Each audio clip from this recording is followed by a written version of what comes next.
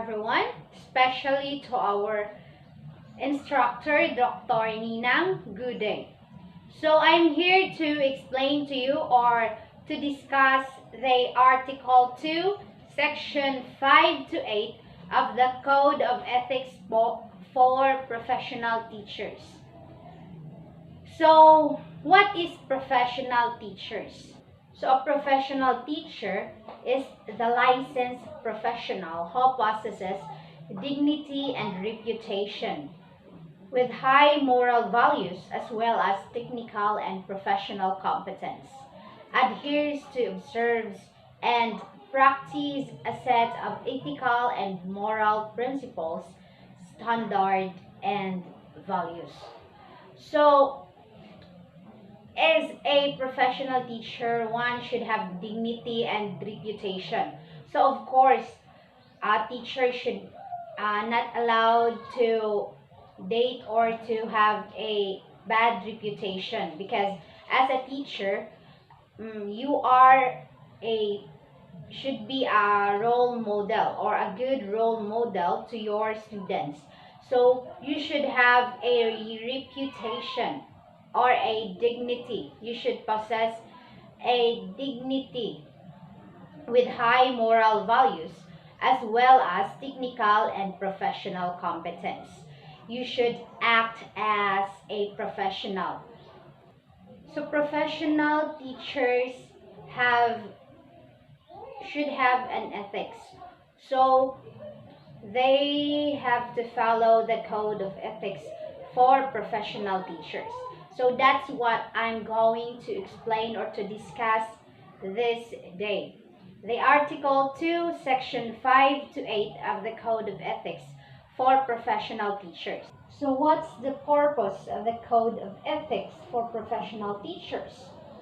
So the Code of Ethics for Professional Teachers, it serves as guide for teachers, specifically to new teachers, for them to exhibit proper behavior to the learning community at all times. It is imperative that you observe and practice this set of ethical and moral principles, standards, and values. In everyday life, you are confronted with the challenges to do the right thing.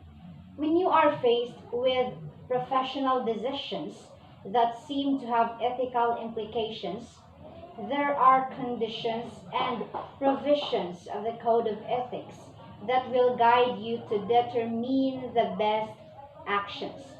So that's the purpose of the Code of Ethics for professional teachers.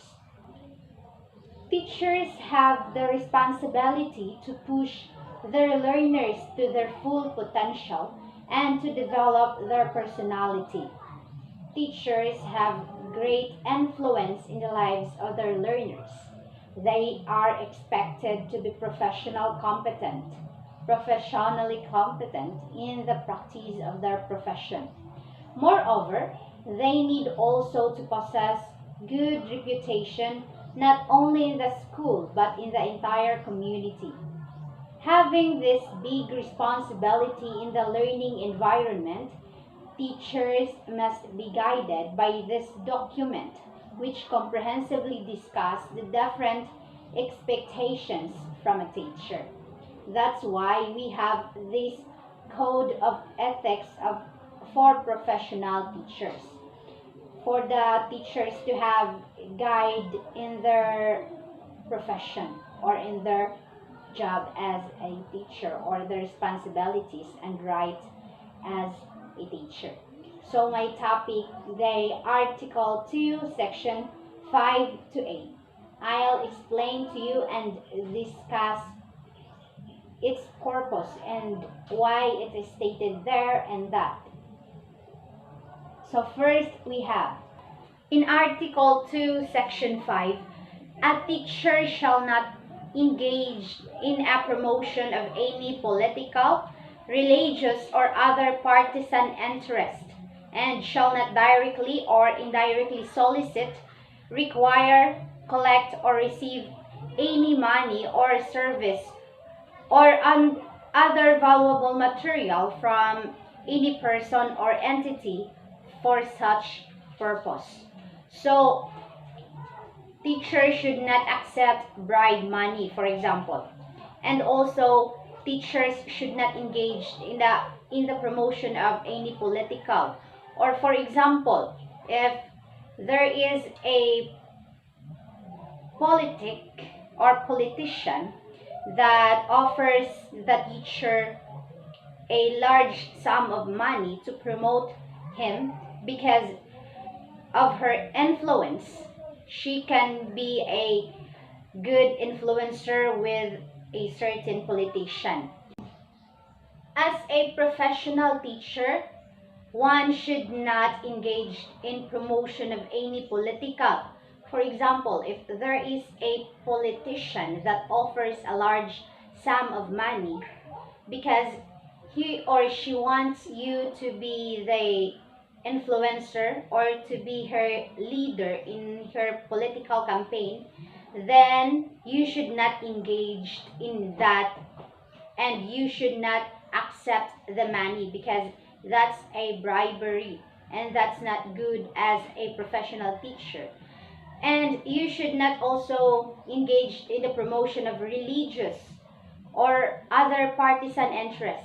For example, there is a other religious or partisan interest that willing to pay you or use you as an influencer in their party so that they can have many members. In Article 2, Section 6, every teacher shall vote and shall exercise all other constitutional rights and responsibility. The teacher shall vote, for it is our right as a citizen in this democratic country, and shall indulge himself or herself to all other constitutional rights and responsibility. They have the rights and responsibilities in our Constitution, of course.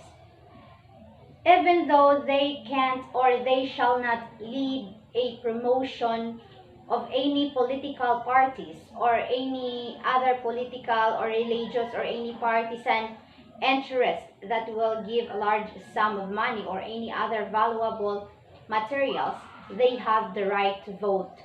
They have the right to vote who is a deserving person or who will be the leader, or they have the right to vote and exercise other constitutional rights and responsibilities.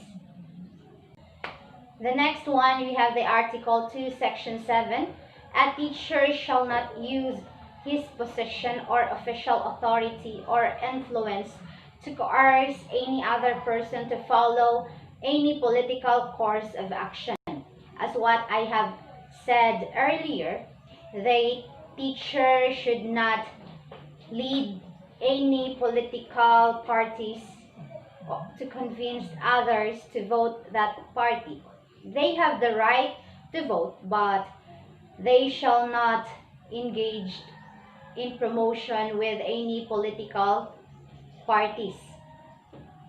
So, to avoid using his or her influence as a teacher to lead a political course of action.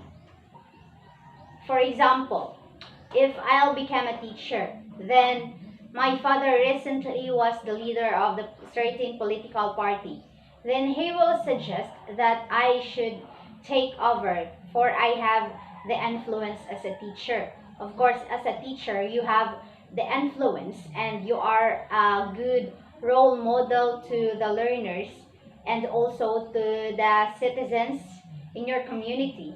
So if you will be the leader of the political parties, there is a big possibility that the people in your or the voters in your community will follow you. So you should not do that.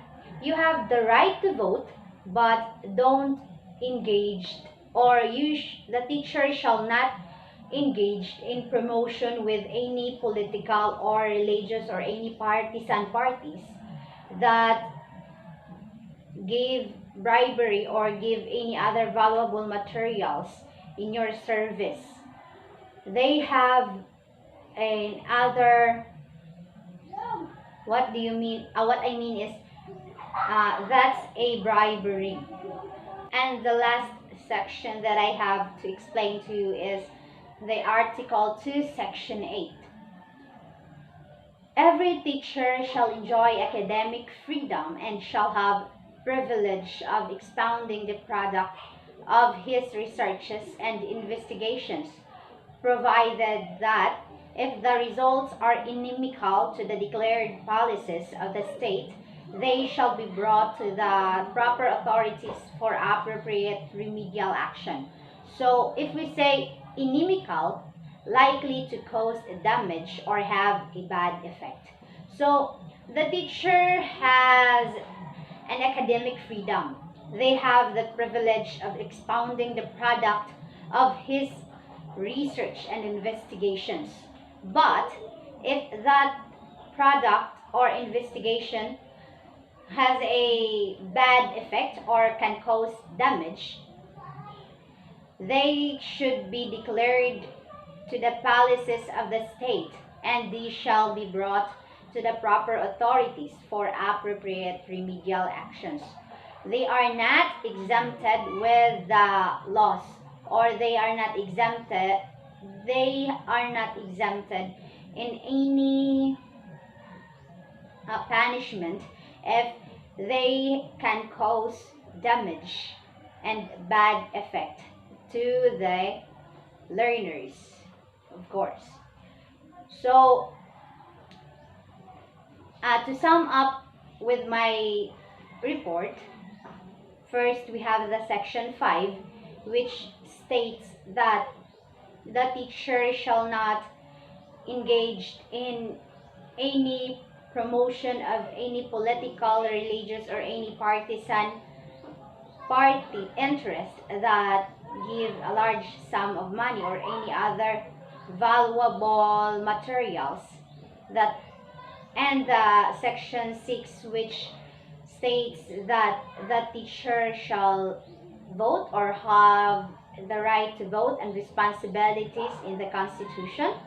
And number 7, we have the teacher should not lead a political parties or should not lead any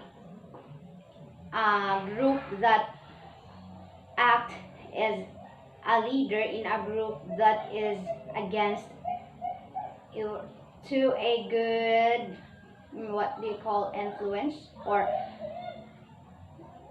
the section 8, we have the every teacher shall enjoy academic freedom but has a limitation if that freedom can cause bad damage. So that would be all, and once again, have a good day.